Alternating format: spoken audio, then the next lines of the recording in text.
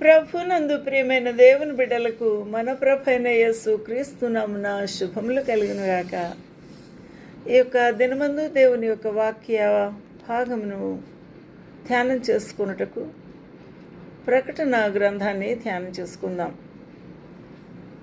11వ అధ్యాయము 13వ వచనం నుండి చూసినప్పుడు,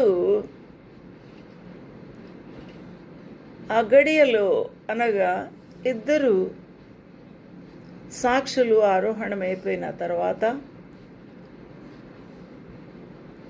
ఆ గడియలోనే భూకంపము కలిగినందున పట్టణములో 10వ భాగము కూలెను. భూకంపము వలన 7,000 మంది చచ్చిరి అనే విషయాన్ని గ్రహించి ఉన్నాం. ఈ భూకంపము ద్వారా అనేక మంది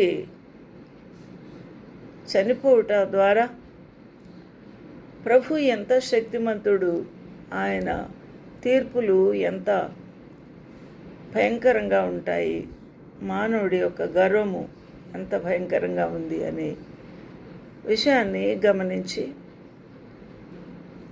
కొంతమంది ప్రభువుని తెలుసుకొని ప్రభువును మహిమపరిచినట్టుగా చూస్తూ ఉన్నాం.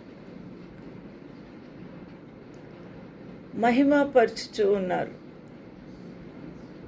మిగిలిన వారు భయభ్రాంతులై పరలోకపు దేవుని మహిమపరిచిరి, అనగా ప్రభువును ఎరిగి ప్రభు చేసిన కార్యములు గంభీరములని గుర్తించిన వారు.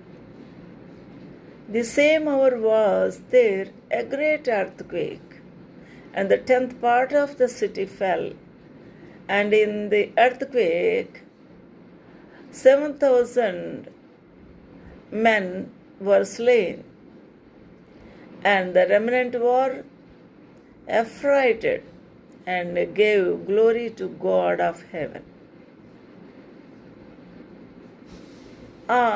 అంత అద్భుతమైన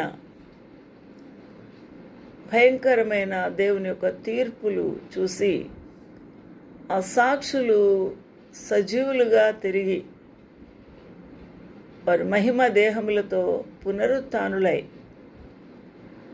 ఆరోహణమైన విధానము గంభీరముగా ఉండుట చూచి మహిమపరుస్తూ ఉన్నారు.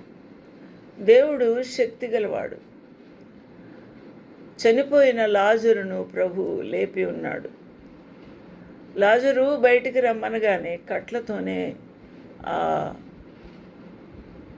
సమాధి, రాతి సమాధి ఎంతో లోయలో ఉంది, దాని నుండి పైకి